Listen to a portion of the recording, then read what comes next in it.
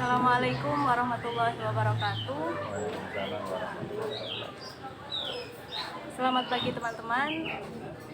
Perkenalkan, nama saya Dani Susanti. Saya mahasiswa program Magister Manajemen Pendidikan Islam UIN Maulana Malik Ibrahim Malang.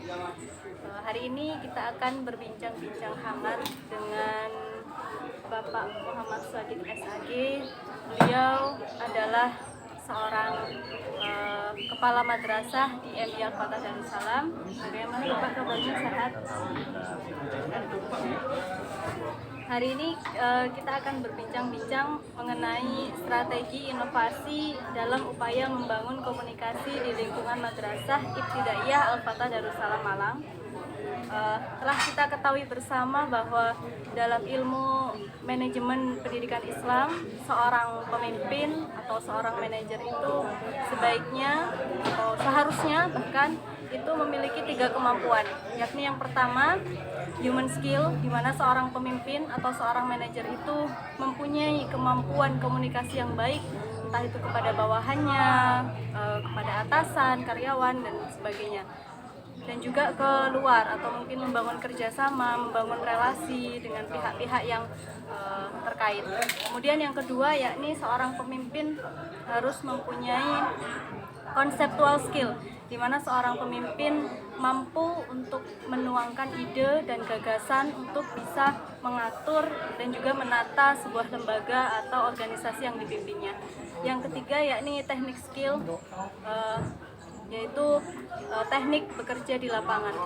Meskipun menjadi seorang pemimpin, tapi seorang pemimpin juga harus bisa ketika dihadapkan di posisi lapangan, di posisi pekerja seperti itu. Karena seorang pemimpin itu teladan dan juga contoh untuk bawahan-bawahannya. Jadi bagaimanapun itu harus bisa teknik di lapangan. Makanya harus bisa menguasai teknik skill. Jadi ada 3 teknik ada 3 kemampuan yang harus dimiliki oleh seorang pemimpin, seorang manajer dalam memimpin atau membawa lembaganya untuk menjadi lebih baik. Nah, di sini dalam strategi inovasi dalam upaya membangun komunikasi di lingkungan madrasah Ibtidaiyah Al-Fatah Darussalam, saya fokuskan di human skill, di mana seorang pemimpin itu harus bisa membangun komunikasi yang baik. Kalau menurut Bapak Shadiq sendiri, komunikasi yang baik di lembaga itu seperti apa? Komunikasi ada yang verbal, non-verbal, terus ada yang secara lisan, atau secara sikap. Menurut Bapak Shadiq, komunikasi yang baik dalam sebuah lembaga itu bagaimana? Untuk bisa mencapai tujuan yang sama. Terima kasih waktu yang diberikan sama saya. Assalamualaikum warahmatullahi wabarakatuh. Waalaikumsalam warahmatullahi wabarakatuh. Jadi untuk membawa sebuah lembaga itu supaya sampai kepada tujuan yang sesuai dengan visi dan misi. Ketika lembaga itu didirikan, itu yang jelas ada tujuan yang akan dicapai, yang tertuangkan dalam visi dan misi. Nah, untuk mencapai visi dan misi paling tidak ya pertama yang tadi saya sampaikan, kita harus berhubungan baik dengan yayasan, karena yayasan itu bagian yang akan menampung kita, yang akan memimpin kita. Kemudian setelah dengan yayasan komunikasinya baik, yang kedua dengan sesama gurunya, karena guru itu bagian tim yang menjalankan roda kurikulum juga roda kebijakan yayasan. Kemudian yang ketiga, saya sebagai kepala sekolah harus membangun komunikasi baik dengan wali murid, karena wali murid itu juga partner kita. Paling tidak 3 ini ditambah satu lagi dengan masyarakat sekitar kita itu adalah bagian dari lingkungan yang harus bangun, karena yopo-yopo masyarakat akan mendukung. Murid-murid kita itu juga berasal dari lingkungan masyarakat. Jadi kalau 4 macam ini, antar yayasan ke atas dengan yayasan, kemudian yang mungkin sesama dengan sama guru, sama wali murid, terus hubungan kalau itu terjalin dengan baik, komunikasi terarah, teratur, insya Allah ya tujuan akan tercapai. Terus menurut Bapak, seberapa penting sih komunikasi di sebuah lembaga? Sangat penting, karena komunikasi itu kalau bahasa agama mungkin bisa dikatakan silaturahmi gitu. Jadi kalau putus komunikasi berarti putus silaturahmi. Kalau putus silaturahmi, katakanlah kalau dengan wali murid misalkan, terus kita ada masalah sedikit, kemudian tidak ada jalan keluar, nggak ada komunikasi, maka putus silaturahmi. Maka ini efeknya sangat besar. Mungkin dia akan bercerita bahwa gurunya kurang baik, mungkin kepala sekolahnya tidak bisa memecahkan masalah dan seterusnya. Ini berefek kepada rekrutmen lembaga murid baru di PPDB atau mungkin ke atas dengan masyarakat, dengan yayasan. Ini juga akan membuat lembaga semakin terpuruk. Jadi tetap silaturahmi, komunikasi harus dibangun. Gitu. Tadi sudah disampaikan bahwa komunikasi itu sangat penting, perannya sangat penting, di mana itu akan berefek atau berakibat dalam banyak hal, hubungan dengan keluar juga, hubungan eksternal, hubungan internal juga. Nah, kira-kira di lembaga MI Al-Fatah Darussalam sendiri, apakah pernah terjadi kesalahpahaman dalam komunikasi? Misalkan kesalahpahaman dalam menyampaikan informasi atau kesalahpahaman dalam tujuan, misalnya ingin sekolah seperti ini, tapi mungkin ada salah komunikasi dan sebagainya. Kalau terjadi kesalahpahaman mungkin mesti, karena setiap guru itu mempunyai karakter masing-masing dan dalam menanggapi sebuah keputusan, menjalankan sebuah keputusan pasti beda-beda. Nah, tergantung nanti antara guru itu nanti di rapat akhir bulan bagaimana mereka saling mengisi, share pengetahuan, share informasi supaya tidak putus silaturahmi, putus komunikasi tadi semakin jauh. Jadi tetap ya, misalkan ada kebijakan, ada acara apapun, nanti mesti ada antar guru, mungkin antar guru dengan siswa, antara guru dengan wali murid, mesti ada masalah yang akan timbul. Tapi bagaimana kita masalah itu diselesaikan. Jadi nggak mungkin masalah tidak timbul dari sebuah kebijakan, dari sebuah kesepakatan, mesti muncul masalah. Tapi kita tetap bagaimana masalah itu bisa terurai, bisa terselesaikan. Ya, karena tidak bisa dipungkiri juga sebagai manusia itu pernah dikatakan juga sama dosen saya, Bapak Dr. Aminur, bahwa di dalam manusia itu ada sifat mutlak yang tidak bisa kita pungkiri, bahwa manusia itu cenderung berkumpul dengan manusia yang dia sukai. Mungkin yang hobinya sama akan berkumpul dengan yang hobinya sama, atau yang mungkin nyambung diajak bicara akan ngumpul sama yang nyambung diajak bicara. Jadi perkumpulan yang disukai itu manusiawi, karena manusia mempunyai sifat ya cenderung seperti itu, dia akan berkumpul dengan yang ia sukai. Nah, jadi jika terjadi seperti itu di sebuah lembaga, menurut Bapak apa yang bisa sebagai pemimpin Bapak tindakannya seperti apa dalam mengatasi hal itu untuk menyatukan bahwa kita punya tujuan satu? Tetap ya, tidak menutup kemungkinan misalkan di sebuah lembaga di saya misalkan ada 10 orang, 5 orang ini cocoknya ngumpul di sini. Ketika ngumpul bareng-bareng mungkin yang dibahas bisa macam-macam, bisa dibahas tentang keilmuan, bisa dibahas tentang saya sebagai kepala sekolah, oh ternyata gini-gini, atau yang lainnya. Itu mesti terjadi, pasti terjadi ya. Untuk menjembatani ini, nah itu tadi saya selalu mengatakan sama teman-teman bahwa kalau ada masalah sampaikan kepada saya, karena ketika dibicarakan hanya forum-forum kecil itu akan menjadi sebuah fitnah. Silakan dibicarakan. Ketika saya punya kekurangan, guru punya kekurangan, silakan diungkapkan. Nah, dari kekurangan yang muncul itulah kemudian dicari solusi. Misalkan ngajarnya nggak enak, atau mungkin cara berbicaranya agak menyakitkan gitu. Nah, ini dicari titik keluar bagaimana yang tidak enak itu bisa paling tidak berkurang. Atau kebalikannya, kalau memang itu sebuah karakter, misalkan ada satu orang guru yang sukanya membuli temannya, misalkan paling tidak teman yang lain itu memahami, memaklumi bahwa dia memang seperti itu, tapi kita tidak membicarakan kekurangannya.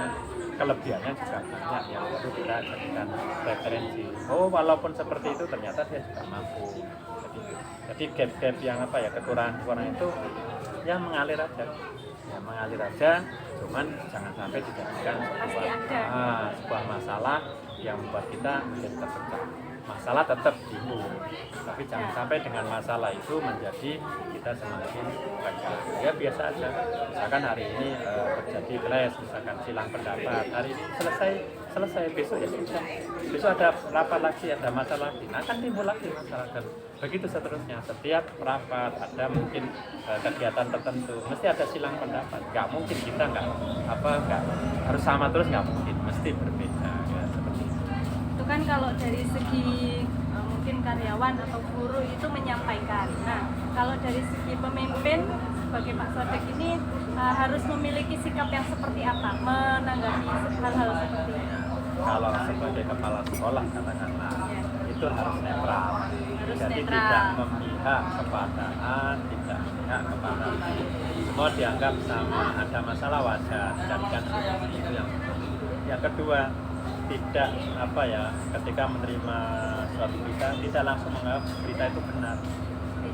Dicari dulu kebenarannya. Jadi kalau ada kabar diterima dulu, dikantongin, dicatat, oh iya diterima.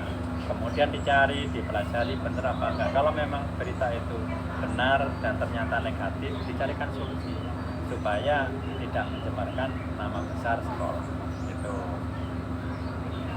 Lalu jika misalnya dalam komunikasi ini kan cara penyampaian orang itu berbeda-beda nih dalam komunikasi, terutama secara verbal, secara lisan misal itu ada yang menggunakan emosi berlebih atau mungkin ada yang terlalu kuat pendiriannya, sedikit keras kepala mungkin. Nah, itu bagaimana seorang pemimpin untuk mengatasi, misal menemukan ada guru atau mungkin karyawan atau apa yang mempunyai ide atau gagasan yang menyampaikannya itu dengan emosi berlebih, harus ditunaikan gitu. Nah, itu bagaimana sikap seorang pemimpin menanggapi hal tersebut? Keinginan yang berlebihan sepanjang tidak menyalahi visi-visi itu wajar-wajar aja. Selama tidak keluar dengan peraturan akademik itu wajar-wajar. Tinggal posisinya aja kita bisa lakukan, kita bisa laksanakan dengan waktu dan kesempatan yang tepat. Jadi, punya ide dipaksakan, tapi kalau waktunya nggak tepat juga nggak enak. Tetap harus kita pertimbangkan. Oke, kita terima idenya. Nah, kita hitung. Misalkan mau dijalankan untuk ruginya, waktunya, dan mungkin dari segi biaya dan seterusnya kita pertimbangkan. Dengan cara dianalisis, ditimbang-timbang, insya Allah ide yang memaksakan itu dengan sendirinya akan terwujud. Nah, dalam komunikasi itu kan dengan antara orang itu kan bisa berbeda ya Pak ya, karena setiap orang itu memiliki pikiran masing-masing, setiap kepala mempunyai pikiran masing-masing, otomatis dalam menyatukan pikiran-pikiran itu juga tidak mudah, dengan latar belakang juga yang tidak mudah. Bagaimana jika dengan latar belakang yang berbeda-beda, itu tadi latar belakang dari karyawan atau guru-guru itu berbeda-beda, terus juga lingkungan, misal lingkungan tidak mendukung, bagaimana solusinya? Insya Allah itu tidak ada. Tidak terjadi. Yang jelas kita menciptakan, lingkungan itu kita yang menciptakan. Lingkungan itu diciptakan. Dan karyawan juga gitu. Kita nggak mungkin, karena misalkan ada orang baru masuk ke lembaga kita, kan kita seleksi ya, kemampuan, dari semua kemampuannya, karakternya itu paling tidak kita tahu dari goresan tulisan itu sudah sekian persen mencerminkan kepribadiannya, dari cara ngomong mencerminkan sikapnya. Nah, dari itu kalau ada guru masuk kita nilai, oh ini cocok dengan lingkungan kita, baru kita masukkan. Terus ya kemampuannya kita lihat biar tidak terlalu jauh dengan teman-teman. Oh misalkan kemampuannya seperti ini, oh ini terlalu tertinggal, misalkan ngajar sama sekali nggak bisa, terus mungkin ya banyak hal. Ketika digabungkan dengan tim kita, kok ini terlalu tertinggal, ya sudah, mohon maaf, pada akhirnya seperti itu. Mungkin latihan dulu, satu saat mungkin bisa ketemu lagi. Jadi kita cari katakanlah teman-teman tim ini yang tidak terlalu jauh Jauh. beda, sehingga misalkan ibarat mobil itu jalannya enak, yang jadi ban akan berfungsi sebagai jadi ban dan yang mobil akan berfungsi sebagai sopirnya. Insya Allah gitu. Berarti seorang pemimpin tuh harus pandai-pandai juga ya Pak, memilih, terus juga menempatkan orang pada tempatnya. Seperti ibarat gitu, the right man in the right place. Jadi orang yang tepat di tempat yang tepat. Baik, terima kasih Bapak. Nah, jika misalkan ada hal-hal yang tidak diinginkan sehingga mungkin citra guru atau mungkin citra sekolah itu ada yang tidak baik di mata mungkin wali murid atau yayasan atau mungkin di pihak-pihak luar, ternyata sekolah ini memiliki citra buruk atau guru ini memiliki citra buruk. Nah, sebagai seorang pemimpin bagaimana cara mengatasinya? Yang jelas gini, ketika saya diamanai memegang sebuah sekolah, maka yang pertama yang saya garap adalah kita membuat peraturan akademik. Dan peraturan akademik itulah yang akan jadi real kita. Saya publikasikan, kalau guru baru akan saya sampaikan ini real kita, aturan kita. Ketika dia sudah saya anggap, oh ini kemampuannya nggak jauh beda, oh ini mampu, maka mau masuk saya tunjukkan ini peraturan kita. Kalau jenengan sepakat dengan ini, monggo akan saya tunjukkan. Tapi kalau ternyata di dalam ini nggak mau, wah saya nggak cocok dengan ini, ya monggo. Berarti dia nggak bisa bergaul dengan kita, bersama dengan kita, karena realnya ini nggak sesuai dengan yang diinginkan. Nah, contoh misalkan, kalau ada guru yang melanggar, kan nggak langsung dikeluarkan. Pelanggarannya itu pelanggaran yang mana? Nah, di peraturan akademik ada. Oh, melanggar tentang A, misalkan tidak tertib masuk sekolah. Nah, ketika tidak tertib, suka terlambat, dan nanti sanksinya apa? Yang pertama mungkin dinasihati. Ada perubahan enggak? Dinasihati sudah, langkah kedua diberi surat. Nah, surat apa namanya teguran. Kok masih tidak? Baru nanti dirumahkan. Silakan istirahat dulu, mungkin perlu istirahat supaya lebih fresh lagi. 1 bulan, 2 bulan, setelah itu silahkan diberi kesempatan masuk. Kalau ternyata nggak ada perubahan, justru membawa sekolah ini nama baiknya tercoreng, ya sudah, pada akhirnya mohon maaf, saudara tidak bisa lagi bersama-sama satu gerbong dengan kita. Seperti itu prosesnya. Jadi nggak langsung serta-merta ada yang melanggar langsung disemeni atau langsung dikeluarkan. Dan jadi prosesnya itu harus dilakukan. Nah, yang terakhir ini Bapak, bagaimana Bapak membangun komunikasi yang efektif di sebuah lembaga yang Bapak pimpin, yang mungkin inovasi-inovasi dalam membangun komunikasi yang mungkin kita tidak temukan di sekolah yang lain. Kira-kira ada yang mungkin inovasi yang mungkin Bapak lakukan, terobosan baru komunikasi yang mungkin tidak ditemukan di sekolah yang lain? Inovasi yang jelas mungkin ada ya, mirip di sekolah lain. Cuman untuk saya untuk membawa sekolah ini supaya maju, contoh satu titik kelemahan misalkan di sekolah saya itu gedungnya jelek. Nah, untuk membangun sebuah gedung mintanya sama yayasan karena yayasan yang mampu. Nah, ketika berkomunikasi sama yayasan, minta sama yayasan untuk bangun padahal mampu misalkan, itu kan belum tentu diterima. Maka yang mengusulkan ini nggak harus saya harus memakai orang lain yang menyampaikan kepada yayasan, yang kira-kira kalau ibarat baterai gitu, kalau diibaratkan HP ya, ini HP ini kalau mau dicas tapi alat casnya ini lebih rendah kapasitas isinya, maka HP ini tidak terisi. Justru HP ini ngisi power banknya gitu. Tapi kalau power banknya itu katakanlah lebih tinggi isinya, maka dia akan ngecas HP. Maka kira-kira seperti itu. Ketika kita memberikan usul kepada siapapun, mungkin sama guru, sama yayasan misalkan, ini harus pakai orang lain. Dan itu memang yang diajarkan Nabi juga seperti itu. Yang diajarkan Nabi juga seperti itu. Memakai orang lain untuk menasihati, memakai orang lain untuk berikan saran, bukan dari saya.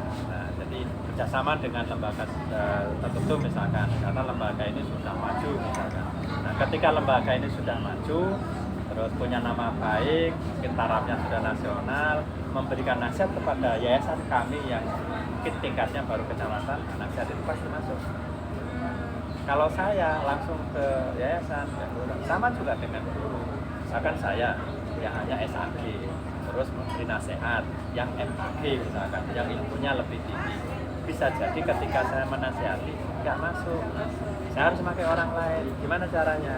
Undang tutor, buat pelatihan. Mereka yang akan memberikan pengetahuan, memberikan pengalaman. Insya Allah pengalaman itu masuk. Karena kepercayaan seorang itu biasanya lebih cenderung menerima kepada orang yang lebih tinggi. Walaupun ada sebagian orang ilmu itu dari manapun bisa diterima, tapi kebanyakan orang itu tidak. Kalau yang berbicara itu ustaz, kiai, profesor, mungkin doktor baru bisa. Jadi kita menempatkan itu sesuai dengan tempatnya. Mau menasihatin orang juga gitu. Oh, orang ini nggak bisa kalau saya yang menasihati, maka saya harus memakai pihak ketiga. Nah, Terima kasih Bapak atas waktunya juga atas ceritanya. Kesimpulan yang mungkin bisa saya simpulkan di sini, dalam membangun komunikasi yang efektif ada satu inovasi, yakni menggunakan perantara orang ketiga untuk bisa menyampaikan yang mungkin powernya di sini lebih besar, terus juga tingkatannya lebih tinggi. Jadi ibarat tadi seperti baterai itu bisa terisi dengan baik. Mungkin itu dari bincang-bincang kali ini, kurang mungkin lebihnya sedikit apa namanya sebagai tip ya, sebagai tips ya dari Al-Quran itu kan ada yang ya ayyuhalladzina amanu. Pertama untuk sukses itu ittaqullah, jadi guru-guru itu harus diajak takwa kepada Allah. Kemudian wabtagu ilaihil wasilah, jadi kita harus mencari jalan perantara. Kita mau kemana pun tetap harus pakai perantara supaya sukses. Terus wajah itu fisabilillah. Nah ini paling tidak tiga nih, ittaqullah, wabtagu ilaihil wasilah, wajah itu fisabilillah. Baratnya ini visi misi, ittaqullah itu visi misinya. Terus wabtagu ilaihil wasilah itu cari prasarananya harus kita cari. Sakit maka jalan untuk mencari obatnya harus cari. Baru yang ketiga itu wajah itu kita berjuang untuk mencapai ini tadi. Jadi tiga ini harus dijalankan, tidak bisa terpisah. Ya. tujuan, jalan, dan Jadi ya pertama ittaqullah itu, yang kedua wabtagu ilaihil wasilah, kemudian wajah itu bisa. Ini tip, kalau ini semua bisa dijalankan insya Allah sukses. terima kasih banyak Bapak. Ya, mungkin itu saja yang dapat dibagikan. Semoga ini menjadi manfaat bagi kita semua. Saya Dani Susanti atas nama pribadi mohon maaf apabila ada perkataan yang kurang berkenan. Terima kasih. Assalamualaikum warahmatullahi wabarakatuh.